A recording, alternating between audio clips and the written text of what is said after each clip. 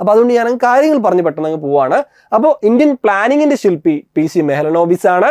Indian economic പ്ലാനിങ്ങിന്റെ ശില്പിതാവെന്ന് അറിയപ്പെടുന്ന ആരാണ്? അത് M വിശ്വേശ്വരയ്യാണ്. പലർക്കും മാറിപ്പോകുന്ന ഒരു പോയിന്റ് ആണ്. ഹായ് കൂട്ടുകാരെ, എല്ലാവർക്കും നമസ്കാരം. നമ്മൾ ഇന്ന് പഠിക്കാൻ വേണ്ടി പോകുന്നത് എൻട്രി ഹൈബ്രിഡ് റാങ്ക് ഫെയിലിലെ 2 ടോപ്പിക്കുകളാണ്. പഞ്ചവത്സര പദ്ധതികൾ, മാർഗ്ഗനിർദ്ദേശക തത്വങ്ങൾ. എൻട്രി റാങ്ക് ഫെയിലിലെ പോയിന്റുകൾ മാത്രമേ നമ്മൾ നോക്കുന്നുള്ളൂ. നമ്മളത് പഠിച്ചതിന് ശേഷം നിങ്ങൾക്കൊരു മെറിറ്റ് എക്സാം കൂടെ തരുന്നുണ്ട്. ആ മെറിറ്റ് എക്സാമിലൂടെ നിങ്ങൾക്ക് എൻട്രിയുടെ റാങ്ക് ഫെയിൽ, ഹൈബ്രിഡ് റാങ്ക് ഫെയിൽ സൗജന്യമായിട്ട് നിങ്ങൾക്ക് നേടിയെടുക്കാനും പറ്റും. കൂടുതൽ കാര്യങ്ങൾ പറയാം, വീഡിയോ മുഴുവനായിട്ട് കാണാൻ ശ്രമിക്കുക. അപ്പോൾ ആദ്യം തന്നെ മെറിറ്റ് എക്സാം എന്ന് പറയുകയാണ്. നമ്മുടെ മെറിറ്റ് എക്സാം നടക്കാൻ പോകുന്നത് ഈ വരുന്ന മെയ് 30 വ്യാഴാഴ്ചയാണ്. വൈകുന്നേരം 7:30 മുതൽ 8 മണി വരെ സമയം ഉണ്ടാവും. ഈ ടൈമിനുള്ളിൽ 10 മിനിറ്റിൻ്റെ ഒരു പരീക്ഷയാണ്. മൊത്തം 30 ചോദ്യങ്ങളുണ്ടാവും. സ്റ്റേറ്റ്മെന്റ് ടൈപ്പ് ചോദ്യങ്ങൾ ഉൾപ്പെടെ 30 ചോദ്യങ്ങൾ 10 മിനിറ്റിൽ നിങ്ങൾക്ക് ചെയ്യാം. അത് ഈ ഒരു 7:30-8 മണി ടൈമിനിടയ്ക്കാണ് പരീക്ഷ നടക്കുക. നിങ്ങൾക്ക് ആ ഒരു ടൈമിനിടയ്ക്കെങ്കിൽ എപ്പോൾ വേണമെങ്കിലും ഈ 10 മിനിറ്റ് പരീക്ഷ കയറി എഴുതാം. 10 മിനിറ്റ് ആകുമ്പോൾ പരീക്ഷ എന്ത് ചെയ്യും? ഓട്ടോമാറ്റിക്കായിട്ട് എൻഡ് ആവും. സോ നിങ്ങൾക്ക് അത് ഉപയോഗപ്പെടുത്താവുന്നതാണ്. ഈ ഒരു പരീക്ഷ എഴുതാനായിട്ട് നിങ്ങൾക്ക് സൗജന്യമായിട്ട് രജിസ്റ്റർ ചെയ്യാം. ഫ്രീ പരീക്ഷയാണ്, ഫ്രീ രജിസ്ട്രേഷൻ ആണ്. ലിങ്ക് വീഡിയോയുടെ താഴെയുണ്ട്. ലിങ്ക് ക്ലിക്ക് ചെയ്യുക, രജിസ്റ്റർ ചെയ്യുക. അതുപോലെ തന്നെ ഫ്രീ PDF, നമ്മുടെ ഈ ഇന്ന് പഠിക്കാൻ പോകുന്ന എൻട്രി റാങ്ക് ഫെയിലിലെ ഈ ഒരു പോയിന്റ്സിലുള്ള PDF നിങ്ങൾക്ക് സൗജന്യമായിട്ട് നമ്മുടെ കമ്മ്യൂണിറ്റിയിൽ തരുന്നുണ്ട്. വാട്സപ്പ് കമ്മ്യൂണിറ്റി ഉണ്ട്, ടെലഗ്രാം കമ്മ്യൂണിറ്റി ഉണ്ട്. രണ്ടിടത്തും നിങ്ങൾക്ക് ഡൗൺലോഡ് ചെയ്യാം. അതുപോലെ തന്നെ ഈ ഒരു പരീക്ഷയിൽ ആദ്യ 3 റാങ്ക് നേടുന്ന വിദ്യാർത്ഥികൾക്ക് എൻട്രിയുടെ PSC ഫൗണ്ടേഷൻ ബാച്ചിൽ, ഗോൾഡ് ബാച്ചിൽ ജോയിൻ ചെയ്യാവുന്നതാണ്. അപ്പോൾ ഈ ഒരു ഡിഗ്രി ഫൗണ്ടേഷൻ ആണ് നിങ്ങൾ ജോയിൻ ചെയ്യുന്നതെങ്കിൽ, നിങ്ങൾക്ക് വേണ്ടതെങ്കിൽ അത് തരും. നിങ്ങൾക്ക് 10th ഫൗണ്ടേഷൻ ആണ് വേണ്ടെങ്കിൽ എൻട്രി എന്ത് ചെയ്യും? അത് തരും. ഓക്കെ, അപ്പോൾ ഒരു ലോങ് ടൈം ബാച്ചാണ്. നിങ്ങൾക്ക് വരാനിരിക്കുന്ന പരീക്ഷകളൊക്കെ കൃത്യമായിട്ട് ഇതിലൂടെ ഉപയോഗപ്പെടുത്താനായിട്ട് സാധിക്കുന്നത്. മെന്റർഷിപ്പോടുകൂടിയുള്ള ഒരു ഫൗണ്ടേഷൻ ബാച്ചാണ്. അപ്പോൾ അതിൽ ഡിഗ്രി ഫൗണ്ടേഷൻ ആണെങ്കിൽ നിങ്ങൾക്ക് റാങ്ക് ഫെയിലും ഫ്രീ ആണ് അവിടെ. അപ്പോൾ ഡിഗ്രി ഫൗണ്ടേഷൻ്റെ എൻട്രി ആപ്പിലെ പ്രത്യേകത, ഡിഗ്രി ഫൗണ്ടേഷൻ നമ്മൾ മെറ്റീരിയൽ കൊടുക്കുന്നുണ്ട്. അത് എൻട്രി റാങ്ക് ഫെയിൽ ആണ് മെറ്റീരിയലായിട്ട് നമ്മൾ കൊടുക്കുന്നത്.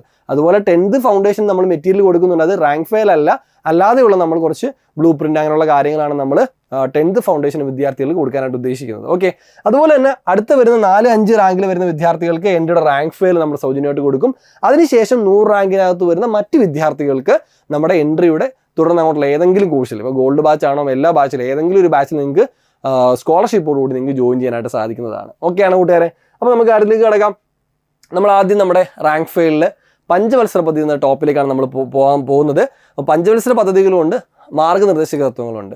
എൻട്രി ആപ്പിലെ പോയിന്റ്സ് മാത്രമാണ് എടുത്തിരിക്കുന്നത്. അപ്പോൾ ഞാൻ ആദ്യം പഞ്ചവത്സര പദ്ധതികളിലേക്ക് പോവാണ്. നമ്മൾ 3 പഞ്ചവത്സര പദ്ധതികളൊന്ന് നോക്കുകയാണ്. അപ്പോൾ എന്താണ് പദ്ധതി? ഒരു രാഷ്ട്രത്തിൻ്റെ വിഭവങ്ങൾ എങ്ങനെ വിനിയോഗിക്കണമെന്ന് വിശദമാക്കുന്നതാണ് പദ്ധതി എന്ന് അറിയപ്പെടുന്നത്. ഇന്ത്യയിൽ പദ്ധതികൾ നടപ്പിലാക്കിയിരുന്നത് 5 വർഷ കാലയളവിലാണ്. അതിനാൽ ഇവ പഞ്ചവത്സര പദ്ധതികൾ എന്ന പേരിൽ അറിയപ്പെടുന്നു. ഇവിടെ നമുക്കറിയാം, ജവഹർലാൽ നെഹ്റു ആണ് ഇന്ത്യയിൽ പഞ്ചവത്സര പദ്ധതികൾക്ക് തുടക്കമിടുന്നത്. സോവിയറ്റ് യൂണിയനിൽ നിന്നാണ്, അതായത് പഴയ റഷ്യ അല്ലെ USSRൽ നിന്നാണ് ഇന്ത്യ പഞ്ചവത്സര പദ്ധതികൾ എന്ന ആശയം കടമെടുക്കുന്നത്. ഇന്ത്യൻ പ്ലാനിങ്ങിന്റെ ശില്പി എന്നറിയപ്പെടുന്നത് PC മെഹ്ലനോബിസ് ആണെങ്കിൽ ഇന്ത്യൻ എക്കണോമിക് പ്ലാനിങ്ങിന്റെ പിതാവ് എന്നറിയപ്പെടുന്നത് ആരാണ്? M വിശ്വേശ്വരയ്യാണ്. സോ വീഡിയോ ആയതുകൊണ്ട് ഞാൻ കുറേ വട്ടം റിപ്പീറ്റ് ചെയ്യുന്നില്ല. നിങ്ങൾക്ക് വീഡിയോ ആയതുകൊണ്ട് ബാക്ക് അടിച്ച് കേൾക്കാമല്ലോ. ഇനി അടുത്തതിലേക്ക് പോവാണ്. പഞ്ചവത്സര പദ്ധതിയുടെ ലക്ഷ്യങ്ങൾ എന്താണ്? പഞ്ചവത്സര പദ്ധതികളുടെ ലക്ഷ്യങ്ങളാണ് 1 വളർച്ച, അതുപോലെ അതായത് ഗ്രോത്ത്, വളർച്ച, ആധുനികവൽക്കരണം, സ്വാശ്രയത്വം, സമത്വം. ഇത്രയും കാര്യങ്ങളാണ് പഞ്ചവത്സര പദ്ധതിയുടെ ലക്ഷ്യങ്ങൾ എന്ന് പറയുന്നത്. മറക്കരുത്, വളർച്ചയുണ്ട്, ആധുനികവൽക്കരണമുണ്ട്, സ്വാശ്രയത്വമുണ്ട്, സമത്വമുണ്ട്. ഇനി എല്ലാ പഞ്ചവത്സര പദ്ധതികളും എല്ലാ ലക്ഷ്യങ്ങൾക്കും ഒരേ പ്രാധാന്യം നൽകുന്നില്ല. പലതിൻ്റെയും ലക്ഷ്യങ്ങളും പ്രാധാന്യങ്ങളും എൻ്റർലി ഡിഫറൻ്റ് ആണ്.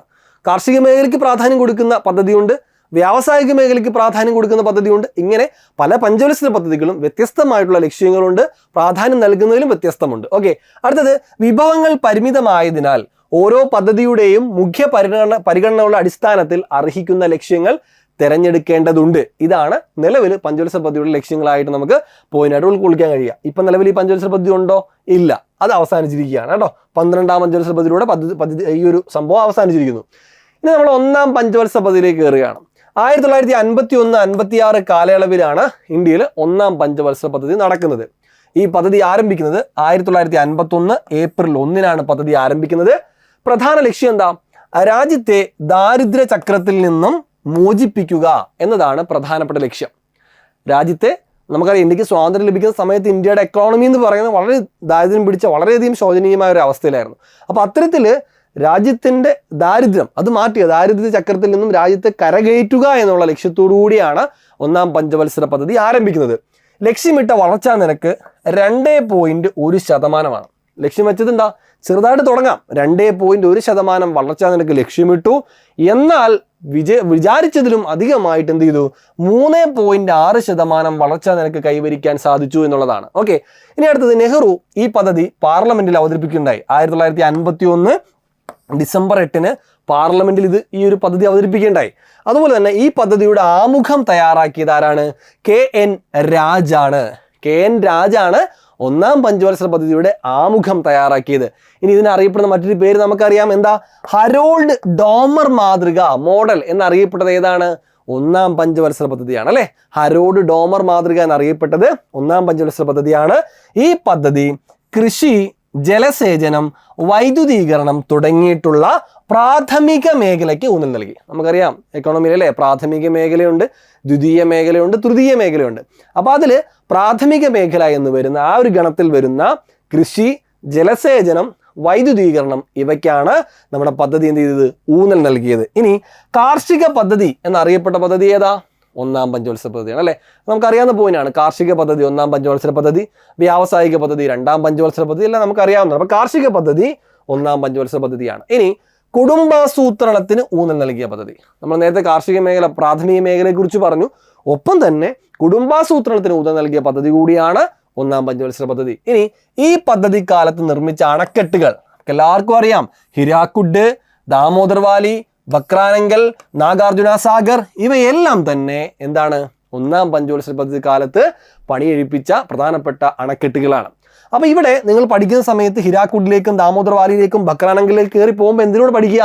ജോഗ്രഫി നിങ്ങൾ പഠിച്ചു വെച്ചിട്ടുണ്ടല്ലോ. നമ്മുടെ ബിപിൻ സാർ ജോഗ്രഫി പഠിപ്പിച്ചിട്ടുണ്ടല്ലോ. അപ്പൊ ആ ജോഗ്രഫിയിലൂടെ ഒന്ന് കണക്ട് ആയി പോയി കഴിഞ്ഞാൽ അങ്ങനെ നിങ്ങൾ പഠിച്ചു വെച്ച കാര്യങ്ങൾ നിങ്ങൾക്ക് നിങ്ങളുടെ മെമ്മറിയിലേക്ക് കൊണ്ടുവരാനായിട്ട് സാധിക്കുന്നതാണ്. ഇനി ഈ പദ്ധതിയുടെ ഭാഗമായിട്ട് സാമൂഹിക വികസന പദ്ധതി അഥവാ കമ്മ്യൂണിറ്റി ഡെവലപ്മെന്റ് പ്രോഗ്രാം CDP ആരംഭിച്ചത് 1952 ഒക്ടോബർ 2-നാണ്. 1952 ഒക്ടോബർ 2-ന് CDP ഉണ്ട്. തൊട്ടടുത്ത വർഷം 1953 ഒക്ടോബർ 2-ന് എന്താ? ദേശീയ വിപുലീകരണ സേവനം അതായത് നാഷണൽ എക്സ്റ്റൻഷൻ സർവീസ് NES എന്ത് ചെയ്തു? ഈ പറയുന്ന ഒക്ടോബർ 2 1953 52 ഒക്ടോബർ 2-ന് CDP, അതുപോലെ തന്നെ ഒക്ടോബർ 2 1953 NES എന്ത് ചെയ്യുന്നു? ആരംഭിക്കുന്നു. അതും ഒന്നാം പഞ്ചവത്സര പദ്ധതി കാലത്താണ്. ഇനി UGC എല്ലാവർക്കും അറിയാമല്ലേ. 1953 ഡിസംബർ 28-ന് UGC യൂണിവേഴ്സിറ്റി ഗ്രാൻഡ് കമ്മീഷൻ നിലവിൽ വന്നതും ഒന്നാം പഞ്ചവത്സര പദ്ധതി കാലത്താണ്. 1956 UGC നിയമം പാസാക്കി. അതുപോലെ ഇന്ത്യയിലെ പ്രധാനപ്പെട്ട 5 IIT-കൾ നിലവിൽ വന്ന വർഷം അല്ലെങ്കിൽ നിലവിൽ വന്ന പദ്ധതിയും ഏതാണ്? അതും ഒന്നാം പഞ്ചവത്സര പദ്ധതി കാലത്താണ്. അതിൽ ഇന്ത്യയിലെ ആദ്യത്തെ IIT പശ്ചിമ ബംഗാളിലെ ഖൊരഗ്പൂർ ആണ് ഇന്ത്യയിലെ ആദ്യത്തെ IIT.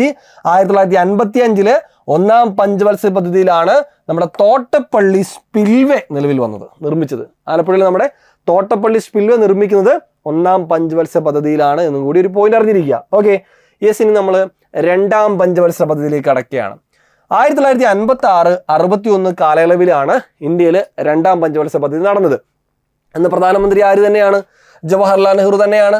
വ്യാവസായിക വൽക്കരണത്തിനും ഗതാഗത വികസനത്തിനും കൂടുതൽ ഊന്നൽ നൽകിയ പദ്ധതിയാണ് രണ്ടാം പദ്ധതി. ഓക്കെ, അപ്പൊ രണ്ടാം പദ്ധതി പ്രധാനമായിട്ടും വ്യാവസായിക വൽക്കരണം, ഗതാഗത വികസനം ഇവയ്ക്കാണ് പദ്ധതി രൂപം നൽകിയത് അല്ലെ. അടുത്തത് വ്യാവസായിക പദ്ധതി എന്നറിയപ്പെടുന്നു. നമ്മൾ നേരത്തെ പറഞ്ഞു കാർഷിക പദ്ധതി ഒന്നാം പദ്ധതി, വ്യാവസായിക പദ്ധതി രണ്ടാം പദ്ധതി അല്ലെ. ലക്ഷ്യമിട്ട വളർച്ചാ നിരക്ക് എത്രയാ? 4.5% വളർച്ചാ നിരക്ക് ലക്ഷ്യമിട്ടെങ്കിൽ 4.27% വളർച്ച നേടാൻ ഈ പദ്ധതിക്ക് ആയി എന്നുള്ളതാണ്. ഓക്കെയാണ്. നിങ്ങൾക്ക് അറിയാവുന്ന പോയിന്റ് അല്ലേ. നമുക്കറിയാം ഇപ്പോൾ സ്റ്റേറ്റ്മെന്റ് ടൈപ്പായിട്ടാണ് ചോദ്യം വരുന്നത്. അപ്പോൾ ഏത് രീതിയിൽ വേണമെങ്കിൽ നമുക്ക് സ്റ്റേറ്റ്മെന്റ് ആയിട്ട് PSCക്ക് ചോദിക്കാം. അപ്പോൾ ആ നിരക്ക് നമ്മൾ അറിഞ്ഞിരിക്കുക. 4.5% വളർച്ചാ നിരക്ക് ലക്ഷ്യമിട്ടു, 4.27% വളർച്ചാ നിരക്ക് കൈവരിക്കാൻ സാധിച്ചു എന്നുള്ളതാണ്. ഇനി സോഷ്യലിസത്തിൽ അധിഷ്ഠിതമായ സമൂഹത്തെ വാർത്തെടുക്കുക എന്ന ഉദ്ദേശത്തിലുണ്ടായിരുന്ന പദ്ധതിയാണ് രണ്ടാം പഞ്ചവത്സര പദ്ധതി. സോഷ്യലിസത്തിൽ അധിഷ്ഠിതമായിട്ടുള്ള ഒരു സമൂഹത്തെ വാർത്തെടുക്കുക എന്ന ഉദ്ദേശം. അതുപോലെ ദേശീയ ഹൈവേ ആക്ട് നിലവിൽ വന്ന പഞ്ചവത്സര പദ്ധതിയാണ്. 1956 ദേശീയ ഹൈവേ ആക്ട് നിലവിൽ വരുന്നത്. അതും ഈ രണ്ടാം പഞ്ചവത്സര പദ്ധതി കാലത്താണ്. ഇനി അടുത്തത് മെഹലനോബിസ് മോഡൽ സ്വീകരിച്ച പദ്ധതി അതായതാണ് രണ്ടാം പദ്ധതിയാണ് അല്ലെ. ഹരോൾഡ് ഡോമർ ഒന്നാം പഞ്ചവത്സര പദ്ധതിയാണ്. അതുപോലെ തന്നെ മെഹലനോബിസ് മോഡൽ രണ്ടാം പഞ്ചവത്സര പദ്ധതിയാണ്. ഓക്കെ ആണല്ലോ. അടുത്തത് ഈ പദ്ധതി കാലത്ത് ഉദ്ഘാടനം ചെയ്യപ്പെട്ട ഇരുമ്പുരുക്കുശാലകൾ, നമ്മൾ പറഞ്ഞു ഒന്നാം പഞ്ചവത്സര പദ്ധതി കാലത്ത് അണക്കെട്ടുകൾ വന്നെങ്കിൽ രണ്ടാം പഞ്ചവത്സര പദ്ധതി കാലത്ത് ഇരുമ്പുരുക്കുശാലകൾ വരുന്നു. എല്ലാവർക്കും അറിയാം ഭിലായി, റൂർക്കേല, ദുർഗാപൂർ. ഭിലായി ഛത്തീസ്ഗഡിലാണ്, സോവിയറ്റ് യൂണിയന്റെ സഹായത്തോടെ വരുന്നു. റൂർക്കേല ഒഡീഷയിലാണ്, ജർമ്മനിയുടെ സഹായത്തോടെ വരുന്നു. ദുർഗാപൂർ പശ്ചിമ ബംഗാളിലാണ്, ബ്രിട്ടന്റെ സഹായത്തോടെ വരുന്നു. അല്ലെ, ഭിലായി, റൂർക്കേല, ദുർഗാപൂർ പ്രധാനപ്പെട്ട ഇരുമ്പുരുക്ക് ശാലകളാണ് വരുന്നത് രണ്ടാം പഞ്ചവത്സര പദ്ധതി കാലത്താണ്. ഇനി ഈ പദ്ധതിയുടെ ഉപലക്ഷ്യങ്ങൾ എന്തൊക്കെയാ? ഒന്ന്, തൊഴിലില്ലായ്മ കുറയ്ക്കുക, ദേശീയ വരുമാനം വർദ്ധിപ്പിക്കുക. ഇതാണ് ഈ പദ്ധതിയുടെ ഉപലക്ഷ്യങ്ങൾ. മറക്കരുതേ, ഉപലക്ഷ്യങ്ങൾ. പ്രധാന ലക്ഷ്യം എന്താ? വ്യാവസായികവൽക്കരണമാണ്. എന്നാൽ ഉപലക്ഷ്യങ്ങളിൽ വരുന്നത് തൊഴിലില്ലായ്മ കുറയ്ക്കുക, ദേശീയ വരുമാനം വർദ്ധിപ്പിക്കുക എന്നുള്ളതായിരുന്നു. ഇനി പഞ്ചായത്ത് രാജ് സംവിധാനം നിലവിൽ വന്നത് രണ്ടാം പഞ്ചവത്സര പദ്ധതി കാലത്താണ്. 1959 രാജസ്ഥാനിൽ ആദ്യമായിട്ട് പഞ്ചായത്ത് രാജ് സംവിധാനം വരുന്നു. അതും രണ്ടാം പഞ്ചവത്സര പദ്ധതി കാലത്താണ്. ഇനി രണ്ടാം പഞ്ചവത്സര പദ്ധതി കാലത്ത് വ്യാവസായിക വികസനത്തിനായി കൈക്കൊണ്ട പ്രധാനപ്പെട്ട നടപടികളെ കുറിച്ച് പറയുന്നുണ്ട്. ഇതാണ് PDF-നകത്തുണ്ട്, ഞാനിത് വായിക്കുന്നില്ല. അപ്പോൾ രണ്ട് കാര്യങ്ങൾ പറയുന്നുണ്ട് നടപടികൾ. അതായത് നമ്മൾ ഈ സമയത്ത് വ്യാവസായികമായിട്ട് ആ ഒരു മേഖലയിൽ നമ്മൾ ഉണർവുണ്ടാകാൻ വേണ്ടിയിട്ട് നമ്മൾ ഇറക്കുമതി മേൽ സർക്കാർ വലിയ തോതിൽ നികുതി ചുമത്തിയെന്നും അതുമായി ബന്ധപ്പെട്ട കാര്യങ്ങളാണ്. ഞാനപ്പോൾ അതുകൊണ്ട് അതിവിടെ പറയുന്നില്ല, നിങ്ങൾക്ക് നോട്ടിലായിട്ട് PDF-ലുണ്ടാവും, അതുകൊണ്ട് ഞാൻ എടുത്ത് പറയുന്നില്ല. ഇനി നമ്മൾ മൂന്നാം പഞ്ചവത്സര പദ്ധതിയിലേക്ക് പോവുകയാണ്. 1961-66 കാലയളവാണ് മൂന്നാം പഞ്ചവത്സര പദ്ധതി എന്നറിയപ്പെടുന്നത്. എന്തൊക്കെയാണെന്ന് നോക്കാം. ഒന്ന്, സമ്പദ് വ്യവസ്ഥയുടെ സ്വയം പര്യാപ്തത നേടുക, ഇന്ത്യയിൽ ഭക്ഷ്യ ഉൽപാദനവും വ്യവസായ സ്വാശ്രയത്വവും നേടുക എന്ന ലക്ഷ്യത്തോടെ ആരംഭിച്ച പദ്ധതിയാണ് മൂന്നാം പദ്ധതി എന്ന് പറയുന്നത്. അപ്പോൾ മൂന്നാം പദ്ധതി സ്വയം പര്യാപ്തത നേടുക എന്ന ലക്ഷ്യമുണ്ടായിരുന്നു. ഇന്ത്യയിൽ ഭക്ഷ്യ ഉൽപാദനവും വ്യവസായ സ്വാശ്രയത്വവും നേടുക എന്നുള്ളതും മൂന്നാം പഞ്ചവത്സര പദ്ധതിയുടെ പ്രധാനപ്പെട്ട ലക്ഷ്യങ്ങളാണ്. ഇനി ആദ്യത്തെ രണ്ട് പദ്ധതികളും രാജ്യത്തെ വികസിത സമ്പദ് വ്യവസ്ഥയുടെ പാതയിലേക്ക് കൊണ്ടുപോകുന്നതിനുള്ള രണ്ട് സ്ഥാപന ഘടന വികസിപ്പിച്ചെടുക്കുകയുണ്ടായി. അല്ലെ, രണ്ട് പദ്ധതികളും വിജയത്തിലായിരുന്നു. രണ്ട് പദ്ധതികളും വളരെ വിജയത്തോടു കൂടിയാണ് മുന്നേറിയത്. കാരണം ഉദ്ദേശിച്ച വളർച്ചയേക്കാൾ കൂടുതൽ വളർച്ച നിനക്ക് നേടാൻ അതിന് രണ്ടിനും സാധിച്ചിട്ടുണ്ടായിരുന്നു. ഇനി ഇന്ത്യയുടെ സമ്പദ് വ്യവസ്ഥയുടെ മൊത്തത്തിലുള്ള വളർച്ചയെ തുടർന്ന് ഉയർന്ന പ്രതീക്ഷയുടെ തരംഗത്തിലാണ് മൂന്നാമത്തെ പദ്ധതി ആദ്യമായിട്ട് നടപ്പിലാക്കുന്നത്. അല്ലെ, രണ്ടെണ്ണം അതേ ഒരു ഇതിൽ പ്രതീക്ഷയുടെ തരംഗത്തിലാണ്. നമുക്കറിയാം ആദ്യത്തത് നല്ല വളർച്ച നിരക്ക് കൈവരിക്കാൻ സാധിച്ചു. രണ്ടാമത്തതും ഈ പറയുന്നത് പോലെ വിജയത്തിലാണ് കലാശിച്ചത്. അപ്പോൾ ആ നിലയിൽ മൂന്നാം പദ്ധതിയും ആ ഒരു പ്രതീക്ഷയോടുകൂടി, ആ വിജയത്തോട് ഇനി ഇതിനേക്കാൾ വളർച്ച ഉണ്ടാവുന്ന പ്രതീക്ഷയോടുകൂടിയാണ് മൂന്നാം പദ്ധതി ആരംഭിക്കുന്നത്. ഇനി എന്നിരുന്നാലും പദ്ധതി കാലയളവിൽ രാഷ്ട്രീയവും സാമ്പത്തികവുമായിട്ടുള്ള നിരവധി പ്രശ്നങ്ങൾ കണ്ടെത്താൻ തുടങ്ങി കേട്ടോ. ഓക്കെ, യെസ്, കുറേ പ്രശ്നങ്ങൾ ആ സമയത്തുണ്ടായിരുന്നു. 1962 ഇന്ത്യ ചൈന യുദ്ധം മൂന്നാം പഞ്ചവത്സര പദ്ധതി കാലത്ത് ഇന്ത്യയുടെ സമ്പദ് വ്യവസ്ഥയ്ക്ക് കോട്ടം സംഭവിച്ചു. ഓക്കെ, അടുത്തത് ഈ സംഘർഷങ്ങൾ പ്രതിരോധ ഉൽപാദനത്തിൽ ശ്രദ്ധ കേന്ദ്രീകരിക്കേണ്ടായി അല്ലേ രാജ്യം. അപ്പോൾ എന്തിനാണ് വേണ്ടത്? ആയുധങ്ങളുടെ കാര്യത്തിലും ബാക്കിയുള്ള കാര്യത്തിലാണ് കൂടുതൽ ശ്രദ്ധ പതിപ്പിക്കേണ്ടത്. അവിടെ കൂടുതൽ ഇൻവെസ്റ്റ് ചെയ്യേണ്ടി വരും. അപ്പോൾ ആ നിലയ്ക്ക് അവിടത്തേക്ക് കൂടുതൽ ശ്രദ്ധ കൊടുക്കേണ്ടി വന്നു. 1964 ജവഹർലാൽ നെഹ്റുവിൻ്റെയും പിന്നീട് ലാൽ ബഹദൂർ ശാസ്ത്രിയുടെയും മരണം മൂലം രാജ്യത്തിൻ്റെ മനോവീര്യം തകർന്നു. അതോടൊപ്പം 1965-66 ക്ഷാമത്തിൻ്റെ ഒരു വർഷമായിരുന്നു. ബഫർ സ്റ്റോക്കുകളുടെ അഭാവം മൂലം പ്രശ്നം കൂടുതൽ രൂക്ഷമായി. അതുപോലെ മൂന്നാം പഞ്ചവത്സര പദ്ധതിയിൽ രാജ്യം ഉയർന്ന ബഡ്ജറ്റ് കമ്മിയിൽ വലയുകയായിരുന്നു. 1966 അന്താരാഷ്ട്ര നാണയനിധിയിൽ നിന്ന് കൂടുതൽ കടമെടുത്തതിനാൽ മൂന്നാമത്തെ പദ്ധതി പാതി വഴിക്ക് മുടങ്ങി. ഇങ്ങനെ കുറേയധികം പ്രശ്നങ്ങൾ മൂന്നാം പദ്ധതി കാലത്ത് രാജ്യത്തെ നോക്കിക്കൊണ്ടിരിക്കുകയായിരുന്നു, അല്ലെങ്കിൽ രാജ്യത്ത് സംഭവിച്ചുകൊണ്ടിരിക്കുകയാണ്. ഇനി വിദേശ സഹായം നിർത്തലാക്കുകയും രൂപയുടെ മൂല്യം ഇടിയാൻ രാജ്യത്തെ സമ്മർദ്ദം ഉണ്ടാവുകയും ചെയ്തു. അതുപോലെ തന്നെ 1966 രൂപയുടെ മൂല്യം ഇടിഞ്ഞപ്പോൾ അത് സമ്പദ് വ്യവസ്ഥയിൽ അതിൻ്റെതായിട്ടുള്ള സ്വാധീനം ചെലുത്തുകയുണ്ടായി. മൂന്നാം പഞ്ചവത്സര പദ്ധതിയുടെ രൂപീകരണത്തോടെയാണ് ഗാഡ്ഗിൽ യോജന നമ്മൾ രൂപീകരിക്കുന്നത്. നാഷണൽ ഡയറി ഡെവലപ്മെന്റ് ബോർഡ് സ്ഥാപിച്ചത് 1965 ഈ ഒരു കാലയളവിലാണ്. ഓർക്കുക, നാഷണൽ ഡയറി ഡെവലപ്മെന്റ് ബോർഡ് സ്ഥാപിച്ചത് 1965 അതുപോലെ ബൊക്കാറോ സ്റ്റീൽ പ്ലാന്റ് ജാർഖണ്ഡിൽ 1964 സ്ഥാപിക്കുകയുണ്ടായി. പഞ്ചവത്സര പദ്ധതികളിൽ ഏറ്റവും കുറഞ്ഞ ശരാശരി സാമ്പത്തിക വളർച്ച നേടിയ പദ്ധതി കൂടിയായിരുന്നു മൂന്നാം പഞ്ചവത്സര പദ്ധതി. ഈ പോയിന്റ് വളരെ ഇമ്പോർട്ടൻ്റ് ആണ്. പഞ്ചവത്സര പദ്ധതികളിൽ ഏറ്റവും കുറഞ്ഞ ശരാശരി സാമ്പത്തിക വളർച്ച നേടിയ പദ്ധതി ഏതാണെന്ന് ചോദിച്ചാൽ അത് മൂന്നാം പഞ്ചവത്സര പദ്ധതിയാണ്. 1961-66 കാലയളവാണ്. അപ്പോൾ അതിൻ്റെ ഒരു സാഹചര്യം നമ്മൾ പറഞ്ഞല്ലോ. അപ്പം യുദ്ധം വരുന്നു, രാജ്യത്ത് പ്രശ്നം വരുന്നു, ക്ഷാമം വരുന്നു, അങ്ങനെ പലതരത്തിലുള്ള പ്രശ്നങ്ങൾ അവിടെ വന്നു കൂടുകയാണ്.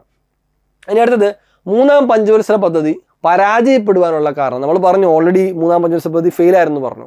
അപ്പോൾ അതിനുള്ള കാരണം നമ്മൾ ഒന്നുകൂടെ പോയിന്റ് ആക്കി പറയുകയാണെങ്കിൽ 1962 ഇന്ത്യ ചൈന യുദ്ധം, 1965 ഇന്ത്യ പാക് യുദ്ധം, അതുപോലെ തന്നെ മൺസൂണിൻ്റെ പ്രതികൂലാവസ്ഥ, ഇത്രയും കാര്യങ്ങൾ ഈ പറഞ്ഞത് പരാജയത്തിന് ഒരു പ്രധാനപ്പെട്ട കാരണങ്ങളാണ്. ഇനി ഇന്ത്യയിൽ ആദ്യമായിട്ട് അടിയന്തരാവസ്ഥ പ്രഖ്യാപിച്ച പദ്ധതിക്കാലം ഏതാ? ഈ പറയുന്ന ഒന്നാം പഞ്ചവത്സര പദ്ധതി കാലത്താണ്. അതുപോലെ ഗാഡ്ഗിൽ യോജന ആരംഭിച്ചത് സാമൂഹ്യ ശാസ്ത്രജ്ഞനായിട്ടുള്ള ധനഞ്ജയ് രാമചന്ദ്ര ഗാഡ്ഗിലായിരുന്നു. ധനഞ്ജയ് രാമചന്ദ്ര ഗാഡ്ഗിലാണ് ഗാഡ്ഗിൽ യോജന ആരംഭിച്ചത്. അതുപോലെ ലക്ഷ്യമിട്ട വളർച്ചാ നിരക്ക് 5.6% നിങ്ങളൊന്ന് നോക്കിയേ, എത്ര നമുക്ക് നേടാൻ സാധിച്ചേ? 2.4%. 5.6 പ്രതീക്ഷിച്ചെടുത്ത് 2.4%, പാതി പോലും ഇല്ല. അത്രയും വളർച്ചാ നിരക്ക് മാത്രമേ നമുക്ക് കൈവരിക്കാൻ സാധിച്ചിട്ടുണ്ടായിരുന്നുള്ളൂ. ഇനി ഗ്രാമപ്രദേശങ്ങളിൽ നിരവധി പ്രാഥമിക വിദ്യാലയങ്ങൾ നമുക്ക് ഈ കാലയളവിൽ ആരംഭിക്കാൻ സാധിച്ചിട്ടുണ്ട്. Okay, yes. ഇനി കൈപ്പേറിയ അനുഭവങ്ങൾ കാരണം വിവിധ മേഖലകളിൽ നിന്ന് ആസൂത്രിത അവധിക്കാല ആവശ്യമുയർന്നു.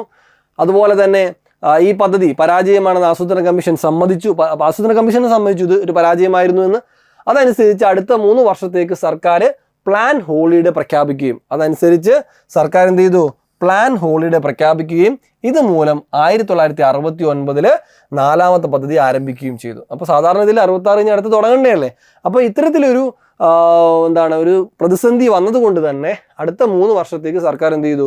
പ്ലാൻ ഹോളിഡേ ആക്കി വെക്കുന്നു. അവിടെ പദ്ധതിയൊന്നും വരുന്നില്ല. അതിനുശേഷം എന്ത് ചെയ്യുന്നു? അവിടെ 1969 പിന്നെയും അടുത്ത പദ്ധതി ആരംഭിക്കുന്നത്, പഞ്ചവത്സര പദ്ധതി തുടങ്ങി കുറിക്കുന്നത്. ഭക്ഷ്യ ഉൽപാദനം വർദ്ധിപ്പിക്കുന്നതിനും ബഫർ സ്റ്റോക്കുകൾ സ്ഥാപിക്കുന്നതിനുമായി സർക്കാർ ലഭ്യമായ എല്ലാ വിഭവങ്ങളും എന്ത് ചെയ്തിട്ടുണ്ടായിരുന്നു? സമാഹരിച്ചിട്ടുണ്ടായിരുന്നു. Okay, yes. ഇനി ഈ രീതിയിൽ സമ്പദ് വ്യവസ്ഥ വളരെയധികം അധപ്പതിച്ചിരുന്നു. ഹ്രസ്വകാല ലക്ഷ്യങ്ങൾ കൈവരിക്കുന്നതിനായിട്ട് ഈ 3 വാർഷിക പദ്ധതികളോടെയാണ് ആസൂത്രണം ഇപ്പോൾ വാർഷികമാക്കപ്പെട്ടത്. അതായത് നമ്മുടെ ആ ഒരു സമയത്ത് ഈ പ്ലാൻ ഹോളിഡേ എന്ന് പറയുന്നത് അവിടെ എന്ത് ചെയ്തു? വാർഷിക പദ്ധതി ആരംഭിച്ചു. അവിടെ മറ്റേത് ഒഴിവാക്കിയിട്ട് പഞ്ചവത്സര പദ്ധതി 5 വർഷം എന്നുള്ള സംഭവം ഒഴിവാക്കിയിട്ട് അവിടെ നമ്മൾ എന്ത് ചെയ്തു? ഒരു ഹ്രസ്വകാല ലക്ഷ്യങ്ങൾ കൈവരിക്കുന്നതിനായിട്ട് 3 വാർഷിക പദ്ധതികളോടെയാണ് ആ ഒരു പ്ലാൻ ഹോളിഡേ മുമ്പോട്ട് പോകുന്നത്. ഓക്കെ, ജനാധിപത്യം താഴെത്തട്ടിൽ എത്തിക്കാനുള്ള ശ്രമത്തിൽ പഞ്ചായത്ത് തെരഞ്ഞെടുപ്പ് ആരംഭിക്കുകയും സംസ്ഥാനങ്ങൾ കൂടുതൽ വികസന ചുമതലകൾ നൽകുകയും ചെയ്തു. അതുപോലെ തന്നെ സംസ്ഥാന വൈദ്യുതി ബോർഡുകളും സംസ്ഥാന സെക്കൻഡറി വിദ്യാഭ്യാസ ബോർഡുകളും രൂപീകരിച്ചു. സെക്കൻഡറി ഉന്നത വിദ്യാഭ്യാസത്തിന്റെ ഉത്തരവാദിത്വം സംസ്ഥാനങ്ങളെ ചുമതലപ്പെടുത്തി. ഇന്ത്യയിലെ ഹരിത വിപ്ലവത്തിന് തുടക്കം കുറിച്ച പദ്ധതി കൂടിയാണ് നമ്മുടെ ഈ പറയുന്ന 3ാം പഞ്ചവത്സര പദ്ധതി എന്ന് പറയുന്നത് കേട്ടോ. അപ്പോൾ ഈ പോയിന്റുകളൊക്കെ നമുക്കിത് കുറച്ചുകൂടെ ഡീപ്പായിട്ട് തന്നെയുള്ള പോയിന്റുകളാണ്. അപ്പോൾ ഈ പോയിന്റുകളൊക്കെ നമ്മൾ ഇതിനകത്ത് ഉൾപ്പെടുത്തിയിട്ടുണ്ട്.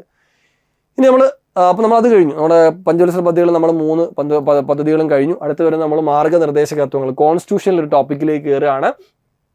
സാമൂഹ്യ നീതി. അപ്പോൾ മാർഗ്ഗനിർദ്ദേശക തത്വങ്ങൾ എന്താണ് നമുക്ക് നോക്കാം അല്ലേ. സാമൂഹ്യ നീതി ഉറപ്പാക്കുന്നതിന് വേണ്ടിയുള്ള ഒരു കൂട്ടം തത്വങ്ങൾ രാഷ്ട്രഭരണത്തിനുള്ള നിർദ്ദേശങ്ങളായി നമ്മുടെ ഭരണഘടനയിൽ ഉൾപ്പെടുത്തിയിട്ടുണ്ട്. ഇവയാണ് നിർദ്ദേശക തത്വങ്ങൾ എന്ന പേരിൽ അറിയപ്പെടുന്നത്. ഓക്കെ, അപ്പോൾ നിങ്ങൾക്ക് തന്നെ സ്വന്തമായിട്ട് നമ്മുടെ റാങ്ക് ഫെയിൽ കൃത്യമായി വായിക്കുമ്പോൾ നിങ്ങൾക്ക് തന്നെ ഒരു വായനയിലൂടെ ഇങ്ങനെ കറക്റ്റായിട്ട് കൊണ്ടുപോകാന്നുള്ളതാണ് കേട്ടോ. അപ്പോൾ നിങ്ങൾക്ക് കാര്യം അറിഞ്ഞ് ബോധ്യപ്പെട്ട് നിങ്ങൾക്ക് വായിച്ചു പോവാം. അപ്പോൾ നമുക്ക് ഇങ്ങനെ വായിക്കാം, നിങ്ങൾക്ക് കൃത്യമായിട്ട് ഒരു പുസ്തകം പോലെയാണ് എൻ്റെ റാങ്ക് ഫെയിൽ. അപ്പോൾ നിങ്ങൾക്ക് ആ ഒരു മോഡൽ തന്നെ വായിച്ചു പോവാം. സാമൂഹ്യനീതി ഉറപ്പാക്കുന്നതിന് വേണ്ടിയുള്ള ഒരു കൂട്ടം തത്വങ്ങൾ രാഷ്ട്രഭരണത്തിനുള്ള നിർദ്ദേശങ്ങളായി നമ്മുടെ ഭരണഘടനയിൽ ഉൾപ്പെടുത്തിയിട്ടുണ്ട്. ഇവയാണ് നിർദ്ദേശക തത്വങ്ങൾ എന്ന് അറിയപ്പെടുന്നത്. ജനങ്ങളുടെ ക്ഷേമത്തിനും അഭിവൃദ്ധിക്കും രാഷ്ട്ര പുരോഗതിക്കും നിർദ്ദേശക തത്വങ്ങൾ പിന്തുടരേണ്ടതുണ്ട്. നിയമനിർമ്മാണ പ്രക്രിയയിലൂടെ ഗവൺമെന്റ് നിർദ്ദേശക തത്വങ്ങൾ നടപ്പിലാക്കാനാണ് ശ്രമിക്കുന്നത്. മൗലികാവകാശങ്ങൾ ഹനിക്കപ്പെട്ടാൽ കോടതിയെ സമീപിച്ച് പരിഹാരം തേടാമെങ്കിൽ നിർദ്ദേശക തത്വങ്ങൾ നടപ്പാക്കുന്നതിനായി കോടതിയെ സമീപിക്കാനാകില്ല. ഓക്കെ, അപ്പോൾ നമുക്കിവിടെ കോടതിയെ ഇത് ലംഘിക്കപ്പെട്ടതുകൊണ്ട്, നിർദ്ദേശക തത്വങ്ങൾ ലംഘിക്കപ്പെട്ടതുകൊണ്ട് നമുക്ക് കോടതിയെ എടുത്ത് പോകാൻ പറ്റൂല. ഇനി മാർഗനിർദ്ദേശ തത്വങ്ങളുടെ ബാക്കി പോയിന്റിലേക്ക് വന്ന ഗവൺമെന്റിന്റെയും ജനങ്ങളുടെയും ഇച്ഛാശക്തിയുടെ അടിസ്ഥാനത്തിലാണ് നമ്മുടെ മാർഗനിർദ്ദേശക തത്വങ്ങൾ നടപ്പിലാക്കുന്നത്. ഇവിടെ 2 കാര്യങ്ങൾ വേണം. ഗവൺമെന്റിനും ജനങ്ങളുടെയും ഇച്ഛാശക്തി വേണം.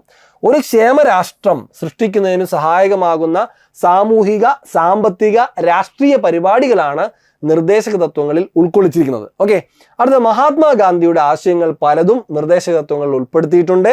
അവകാശ സംരക്ഷണത്തിനായിട്ടുള്ള മൗലികാവകാശങ്ങളും ക്ഷേമരാഷ്ട്രം സ്ഥാപിക്കുന്നതിനായുള്ള നിർദ്ദേശക തത്വങ്ങളും തമ്മിൽ അഭേദ്യമായിട്ടുള്ളൊരു ബന്ധമുണ്ട്. ഓക്കെ, അതുപോലെ തന്നെ മൗലികാവകാശങ്ങൾ പൂർണ്ണമായ അർത്ഥത്തിൽ സാക്ഷാത്കരിക്കണമെങ്കിൽ നിർദ്ദേശക തത്വങ്ങൾ കൂടി നടപ്പിലാക്കേണ്ടതുണ്ട് എന്നുള്ളതും കൂടി ആ ഒരു പ്രാധാന്യം അറിഞ്ഞിരിക്കുക. ഇനി ഇന്ത്യൻ ഭരണഘടനയുടെ 4ാം ഭാഗത്തിൽ ഓർക്കുക, ഇന്ത്യൻ ഭരണഘടനയുടെ 4ാം ഭാഗത്തിൽ 4ാം ഭാഗത്തിൽ അനുച്ഛേദങ്ങൾ 36 മുതൽ 51 വരെയാണ് രാഷ്ട്രനയത്തിന്റെ നിർദ്ദേശക തത്വങ്ങൾ ഉൾക്കൊള്ളിച്ചിരിക്കുന്നത്. നിങ്ങൾക്ക് എല്ലാവർക്കും അറിയാവുന്ന പോയിന്റ് അല്ലേ.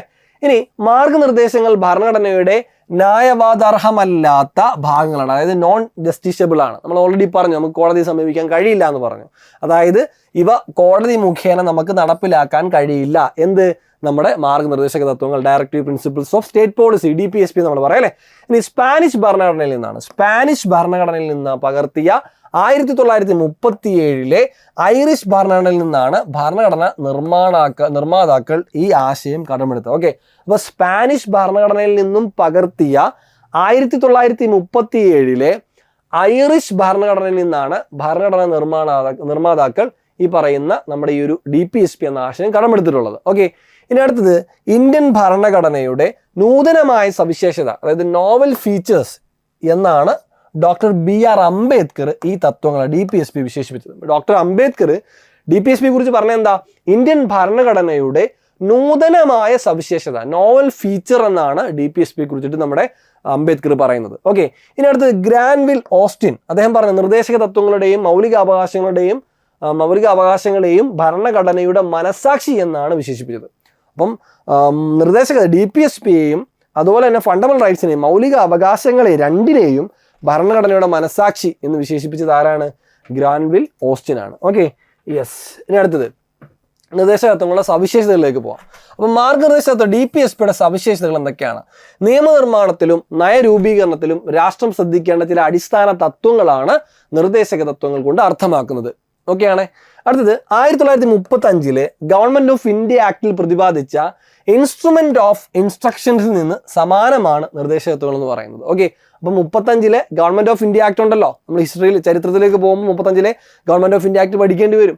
അപ്പോൾ അവിടെ അതിൽ പ്രതിപാദിച്ച ഇൻസ്ട്രുമെന്റ് ഓഫ് ഇൻസ്ട്രക്ഷൻ അതിൻ്റെ സമാനമാണ് നമ്മുടെ DPSP എന്ന് പറയുന്നത്. ഓക്കെ, ഒരു ആധുനിക ജനാധിപത്യ രാഷ്ട്രം രൂപീകരിക്കാൻ ആവശ്യമായ വളരെ സമഗ്രമായ സാമ്പത്തിക, സാമൂഹിക, രാഷ്ട്രീയ പദ്ധതിയാണ് നിർദ്ദേശക തത്വങ്ങൾ വിഭാവനം ചെയ്യുന്നത്. നിർദ്ദേശക തത്വങ്ങൾ ഒരിക്കലും നീതീകരിക്കപ്പെടാത്തവയാണ്. അതുപോലെ നിർദ്ദേശക തത്വങ്ങൾ ന്യായീകരിക്കാവുന്നതല്ലെങ്കിലും കോടതികൾക്ക് ഒരു നിയമത്തിന്റെ ഭരണഘടനാ സാധുത പരിശോധിക്കുന്നതിനും നിർണ്ണയിക്കുന്നതിനും ഇവ ഉപയോഗപ്പെടുത്താവുന്നതാണ് എന്നും കൂടി പറയുന്നുണ്ട് കേട്ടോ. യെസ്. ഇനി അടുത്തത് നിർദ്ദേശക തത്വങ്ങളുടെ വർഗീകരണം. ഭരണഘടനയിൽ നിർദ്ദേശക തത്വങ്ങളെ ഒരു വർഗീകരണവും അടങ്ങിയിട്ടില്ല. എന്നാൽ അവയുടെ ഉള്ളടക്കത്തിൻ്റെയും ദിശാബോധത്തിൻ്റെയും അടിസ്ഥാനത്തിൽ അവയെ നമുക്ക് സോഷ്യലിസ്റ്റ്, ഗാന്ധിയൻ, ലിബറൽ, ഭൗതിക എന്നിങ്ങനെ 3 വിശാല വിഭാഗങ്ങളായിട്ട് തരംതിരിക്കാം. ബേസിക്കലി നമുക്ക് DPSPയിൽ ഒരു ഇത് കാണുന്നില്ല, പക്ഷെ നമുക്ക് ഉള്ളിൽ അടങ്ങിയിരിക്കുന്ന ആശയങ്ങളെ ബേസ് ചെയ്തുകൊണ്ട് നമുക്ക് എന്ത് ചെയ്യാം? DPSPയെ 3 വർഗീകരിക്കാം. 1 സോഷ്യലിസ്റ്റ് ആശയങ്ങൾ, 2 ഗാന്ധിയൻ ആശയങ്ങൾ, 3 ലിബറൽ ആൻഡ് ഭൗതിക ആശയങ്ങൾ. ഇങ്ങനെ നമുക്ക് 3 തരംതിരിക്കാം. നമുക്കത് സോഷ്യലിസ്റ്റ് തത്വങ്ങളിലേക്ക് പോവാം. അപ്പോൾ സോഷ്യലിസ്റ്റ് പ്രിൻസിപ്പിൾസ് എന്തൊക്കെയാണ്? സോഷ്യലിസ്റ്റ് പ്രത്യയശാസ്ത്രങ്ങൾ പ്രതിഫലിപ്പിക്കുന്നതാണ് ഈ തത്വങ്ങൾ. ഇത് ജനാധിപത്യ സോഷ്യലിസ്റ്റ് രാഷ്ട്രത്തെ വിഭാവനം ചെയ്യുകയും സാമൂഹിക സാമ്പത്തിക നീതി കരസ്ഥമാക്കുന്നതിലൂടെ ഒരു ക്ഷേമ രാഷ്ട്രം കെട്ടിപ്പടുക്കാനുള്ള മാർഗവും തുറന്നിരിക്കുകയാണ്. ഇനി അടുത്തത് വരുമാനത്തിലും പദവിയിലും അവസരങ്ങളുമുള്ള അസമത്വങ്ങൾ. നമുക്ക് ഓരോന്ന് നോക്കാം. അതായത് ഇപ്പോൾ സോഷ്യലിസ്റ്റ് ആശയവുമായി ബന്ധപ്പെട്ട് DPSPയുടെ ഏതൊക്കെ വകുപ്പാന്ന് നോക്കാം. അപ്പോൾ അനുച്ഛേദം ആർട്ടിക്കിൾ 38, ഈ നമ്മൾ പറഞ്ഞു അല്ലെ 36 തൊട്ട് 51 വരെ ആർട്ടിക്കിൾ എന്ന് പറയുന്ന അനുച്ഛേദം എന്ന് പറയുന്നത് DPSP ആണ്. അപ്പോൾ അതിനെ നമ്മൾ 3 വർഗീകരിച്ചിരിക്കുകയാണ്. സോഷ്യലിസ്റ്റ്, ഗാന്ധിയൻ, പിന്നെ നമ്മൾ 3ാമതൊരെണ്ണം പറഞ്ഞു അല്ലേ. അപ്പോൾ ഇങ്ങനെ നമ്മൾ 3 നമ്മൾ മാറ്റി വെച്ചിരിക്കുകയാണ്. അപ്പോൾ ഇതിൽ സോഷ്യലിസ്റ്റ് ആശയങ്ങളിൽ വരുന്ന അനുച്ഛേദങ്ങൾ, ആർട്ടിക്കിൾ ഏതൊക്കെയാണ് അത് നമുക്ക് നോക്കാം. അപ്പോൾ ആദ്യം പറഞ്ഞു ആർട്ടിക്കിൾ 38 സോഷ്യലിസ്റ്റ് ആശയമാണ്. വരുമാനത്തിലും പദവിയിലും അവസരത്തിലുമുള്ള അസമത്വങ്ങൾ ചുരുക്കിക്കൊണ്ട് സാമൂഹിക, സാമ്പത്തിക, രാഷ്ട്രീയ നീതി ഉറപ്പുവരുത്തുന്ന ഒരു സാമൂഹിക ക്രമം രൂപപ്പെടുത്തുന്നതിലൂടെ ജനങ്ങളുടെ ക്ഷേമം ഉറപ്പുവരുത്തുക എന്നുള്ളതാണ് ആർട്ടിക്കിൾ 38 പറയുന്ന DPSPയിലെ പ്രധാനപ്പെട്ട ഒരു വകുപ്പ് എന്ന് പറയുന്നത്. അപ്പോൾ അതെന്താണ്? ഒരു സോഷ്യലിസ്റ്റ് ആശയത്തിനെ ഊന്നിക്കൊണ്ടുള്ള ഒന്നാണ്. ഇനി അടുത്ത് നമ്മൾ പോവാണ്. അനുച്ഛേദം 39 പ്രകാരം എല്ലാ പൗരന്മാർക്കും മതിയായ ഉപജീവനത്തിനുള്ള അവകാശം, പൊതു നന്മയ്ക്കായി സമൂഹത്തിന്റെ ഭൗതിക വിഭവങ്ങളുടെ തുല്യമായ വിതരണം, ഉൽപാദന സംവിധാനവും സമ്പത്തും ചില വ്യക്തികളിൽ മാത്രം കേന്ദ്രീകരിക്കപ്പെടുന്നത് തടയുക, സ്ത്രീ പുരുഷ ഭേദമന്യേ തുല്യ ജോലിക്ക് തുല്യവേതനം, നിർബന്ധിത ദുരുപയോഗത്തിനെതിരെ തൊഴിലാളികളുടെയും കുട്ടികളുടെയും ആരോഗ്യവും ശക്തിയും സംരക്ഷിക്കുക, കുട്ടികളുടെ ആരോഗ്യകരമായ വികസനത്തിനുള്ള അവസരങ്ങൾ തയ്യാറാക്കുക തുടങ്ങിയവ രാഷ്ട്രം ഉറപ്പുവരുത്തണം എന്നുകൂടി പറയുന്നുണ്ട്. അതെല്ലാം നടക്കുന്നുണ്ടോ എന്നുള്ളത് നമുക്ക് അറിഞ്ഞുകൂടാ. എന്നാലും ഇതെല്ലാം ഉൾപ്പെടുന്നതാണ് അനുച്ഛേദം 39 എന്ന് പറയുന്നത്. അപ്പോൾ അതും എന്തിനെ വിഭാവനം ചെയ്യുന്നു? ഒരു സോഷ്യലിസ്റ്റ് ആശയത്തെ വിഭാവനം ചെയ്യുകയാണ്. ഇനി അടുത്തിലേക്ക് പോവാണ്. ആർട്ടിക്കിൾ 39A പറയുന്നത് തുല്യനീതി പ്രോത്സാഹിപ്പിക്കുകയും പാവപ്പെട്ടവർക്ക് സൗജന്യ നിയമസഹായം നൽകുകയും ചെയ്യുക എന്നുള്ളത് ആർട്ടിക്കിൾ 39A പറയുന്നു. അതും സോഷ്യലിസ്റ്റ് ആണ്. അടുത്തത് തൊഴിലില്ലായ്മ, വാർദ്ധക്യം, രോഗം, അംഗവൈകല്യം എന്നീ അവസ്ഥകളിലും അനർഹമായ ദാരിദ്ര്യം ഉണ്ടാക്കുന്ന മറ്റ് അവസ്ഥകളിലും ജോലിക്കും വിദ്യാഭ്യാസത്തിനും പൊതുസഹായത്തിനുമുള്ള അവകാശം ഉറപ്പുവരുത്തുവാൻ രാഷ്ട്രം അതിൻ്റെ സാമ്പത്തിക ശേഷിയുടെയും വികസനത്തിൻ്റെയും പരിധിക്കുള്ളിൽ നിന്നുകൊണ്ട് ഫലപ്രദമായ വ്യവസ്ഥ ഉണ്ടാക്കേണ്ടതാണ് എന്ന് ആർട്ടിക്കിൾ 41 പറയുകയാണ്. ഇതും എന്തിനകത്ത് വരുന്നു? സോഷ്യലിസ്റ്റ് പ്രിൻസിപ്പിളിൽ വരുന്നതാണ്. ഇനി അടുത്തത് കഴിഞ്ഞില്ല, ആർട്ടിക്കിൾ 42 പറയുന്നു ജോലിയുടെയും പ്രസവ ആശ്വാസത്തിൻ്റെയും ന്യായവും മാനസികവുമായ സാഹചര്യങ്ങൾക്കായി വ്യവസ്ഥകൾ ഉണ്ടാക്കുക. ആർട്ടിക്കിൾ 42 പറയുന്നു. 43 പറയുന്നത് എല്ലാ തൊഴിലാളികൾക്കും ഉപജീവനക്ഷമമായ വേതനവും മാന്യമായ ജീവിത നിലവാരവും ഉറപ്പുവരുത്തുന്നതോടൊപ്പം സാമൂഹികവും സാംസ്കാരികവുമായ അവസരങ്ങൾ ലഭ്യമാക്കുക എന്ന് ആർട്ടിക്കിൾ 43 പറയുന്നു. അതുപോലെ ആർട്ടിക്കിൾ 43A പറയുന്നു വ്യവസായങ്ങളുടെ നടത്തിപ്പിൽ തൊഴിലാളികളുടെ പങ്കാളിത്തം ഉറപ്പാക്കുന്നതിനുള്ള നടപടികൾ കൈക്കൊള്ളുക. Article 43A. അതുപോലെ തന്നെ ആർട്ടിക്കിൾ 47 പോഷകാഹാരത്തിന് നിലവാരവും ജീവിതത്തോതും ഉയർത്തുവാനും പൊതുജനാരോഗ്യം മെച്ചപ്പെടുത്തുവാനും രാഷ്ട്രത്തിനുള്ള കർത്തവ്യം ആർട്ടിക്കിൾ 47 പറയുന്നു. അപ്പോൾ ഇത്രയും കാര്യങ്ങൾ നമ്മുടെ സോഷ്യലിസ്റ്റ് പ്രിൻസിപ്പിളിനകത്ത് വരുന്നതാണ്. ഓക്കെ, നമ്മൾ കുറേ ആർട്ടിക്കിൾ പറഞ്ഞു. ഇനി അടുത്ത് നമ്മൾ ഗാന്ധിയൻ പ്രിൻസിപ്പിളിലേക്ക് കയറുകയാണ്. അപ്പോൾ ഗാന്ധിയൻ തത്വങ്ങളിൽ ഈ തത്വങ്ങൾ ഗാന്ധിയൻ പ്രത്യയശാസ്ത്രത്തെ അടിസ്ഥാനമാക്കിയുള്ളതാണ്. ഗാന്ധിജിയുടെ സ്വപ്നങ്ങൾ സാക്ഷാത്കരിക്കുന്നതിനായിട്ട് അദ്ദേഹത്തിന് ചില ആശയങ്ങൾ നിർദ്ദേശ തത്വങ്ങളായിട്ട് ഉൾപ്പെടുത്തിയിട്ടുണ്ട്. അപ്പോൾ അതിൽ നമ്മൾ പോവുകയാണ്. ഒന്നുകിൽ ആദ്യം പോകുന്നത് ആർട്ടിക്കിൾ 40 ആർട്ടിക്കിൾ 40 പറയുന്നത് എന്താ? ഗ്രാമപഞ്ചായത്തുകൾ സംഘടിപ്പിക്കുവാൻ രാഷ്ട്രം നടപടിയെടുക്കേണ്ടതും സ്വയംഭരണ ഘടകങ്ങളായി അവയെ പ്രവർത്തനക്ഷമമാക്കുന്നതിന് ആവശ്യമാകാവുന്ന ശേഷിയും അധികാരവും അവയ്ക്ക് നൽകേണ്ടതുമാകുന്നു. ആർട്ടിക്കിൾ 40 പറയുന്നു. ഇനി അടുത്ത ആർട്ടിക്കിൾ 43 പറയുന്നു ഗ്രാമീണ മേഖലകളിൽ വ്യക്തിപരമായോ സഹകരണത്തിലൂടെയോ കുടിൽ വ്യവസായങ്ങൾ പ്രോത്സാഹിപ്പിക്കുക. ഇതാണ് അടുത്ത് വരുന്നത്. ആദ്യം പറഞ്ഞത് ഗ്രാമപഞ്ചായത്തുകൾ സംഘടിപ്പിക്കുക, അടുത്തത് കുടിൽ വ്യവസായങ്ങൾ ആർട്ടിക്കിൾ 43 പറയുന്നുണ്ട്. ഇതും ഗാന്ധിയൻ പ്രിൻസിപ്പിളാണ്.